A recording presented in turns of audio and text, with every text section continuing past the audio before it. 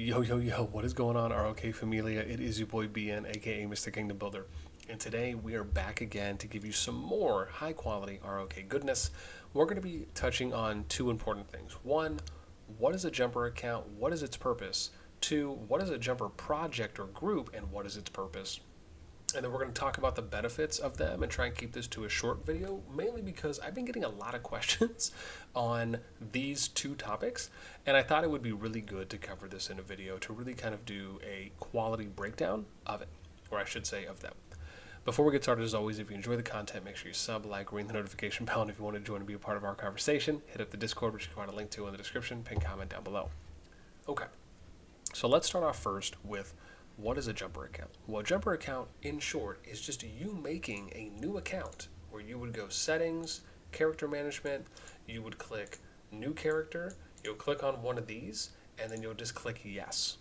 Now, the important part, I'll just state, is you have to make sure, as of now, as a disclaimer, and I'll do another deep dive video on this, is that at least as of this video going forward until another new update is hit, you want to make sure that you are creating your account in a prep season kingdom that has not yet hit EOTC/Eve of the Crusade, which starts days before your first KVK in that kingdom.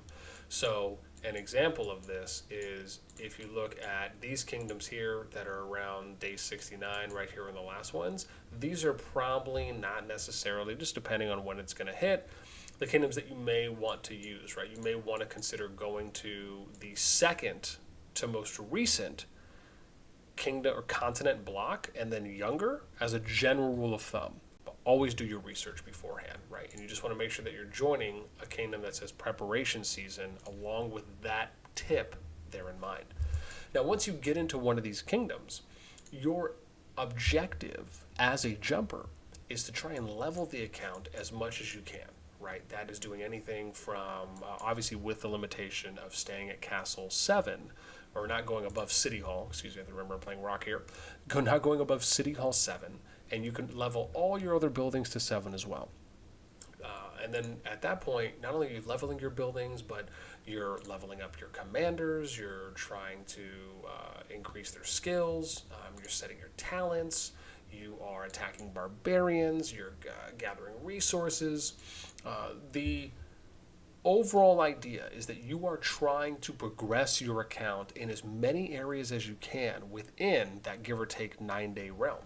Now, where we get that number from is when you go here to other, you'll find the beginner's immigration item, right? It says move your city to the location of your choice in one of the outermost provinces of another nascent kingdom, right? So you can only move to a nascent stage kingdom by using this. Again, this is after you create the account in one of the preparation stage kingdoms. Then we'll go back to this global map list to show you, and you're going to want to go to one of these nascent stage kingdoms. Now, typically this is going to usually be kingdoms that are on the most recent continent. Again, you can see here if I click on one, it says nascent stage, right? Nascent just means a newly established kingdom with a rapidly growing population. Governors whose city halls are 7 or lower can use a beginner's teleport to move here. And you can see if I go here, this is still nascent stage, is at 9 days and 3 hours. If I go here, it's preparation season. The reason why is there's a 10-day limit on this. So once the kingdom hits 10 days, it transitions from a nascent stage kingdom, if I'm even saying the word right, to a preparation stage kingdom or season kingdom. So the important part here, and then the second one is that you have to be sure to use your beginner immigration teleport before the immigration requirement goes red, where it says entry of governors with beginner's teleport has not yet capped. If it's green, that means that you can still go there. Typically, this only lasts a couple hours. If it turns red, then that just means you can't go there anymore. So it's a short window that you have to be able to do. And that's basically what a jumper is. You are going into a starter kingdom, which now, because of the update that has dropped, you would have to go into a kingdom and then you have to clear all the fog to look at caves and villages, do the other things on the account, essentially just boosting the account up as much as you can before you take it and move to the newest kingdom that has released. What it allows for you to do is to start out with more power already than players who are just starting in that kingdom from day one. Now let's briefly talk about the jumper project. So as a jumper project, right, what you're doing is you're gathering jumpers, right? You're gathering players that want to jump, make a jumper, and then want to make jumper accounts. And you are organizing those players into unified efforts for the direction that that project wants to go in. And to give you an example here, if I go over to, think about, let's do it this way. Yeah. So this is an example of where you're going to find, this is the official Rise of Kingdoms Discord. You'll actually find quite a few ads here on the recruiting you section under the gatehouse, where you'll see a jump project. This is a jump project. The one we're posting here is, again, jump project.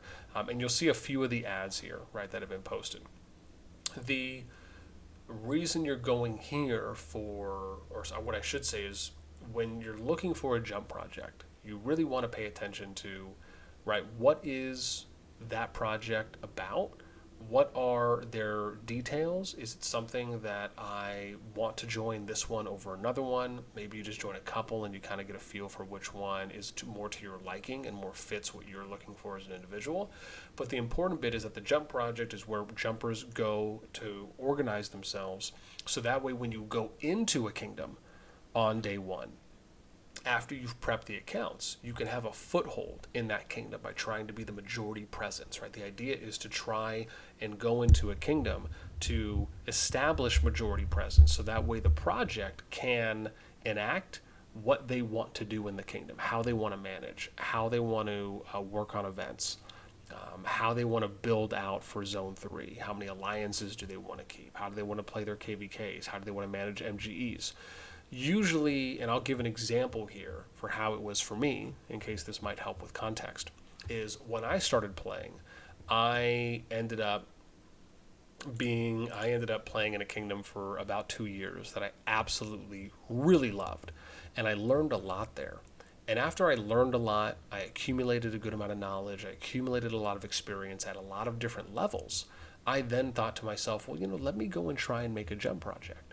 So I started researching jump projects, getting some information, joining a lot of jump projects, and once I kind of got a really good grasp, asked a lot of questions, I then from there decided, okay, now I know enough, or I feel that I have a baseline level of knowledge enough, so let me go ahead and make one, because I wanted to make a jump project to build a kingdom in my image, right? The way that I thought, one way that a kingdom could be built, could be ran, and could be done differently, and then also how I would improve certain areas and things that I picked up on, or things that I saw in my kingdom along with others I visited that I just noticed either weren't being done or opportunities for improvements. And I think that's a good way of looking at it, is that when you're doing a project, you're really looking at trying to build a kingdom in one's image, trying to implement certain things that you think are going to be successful and that are going to work really well.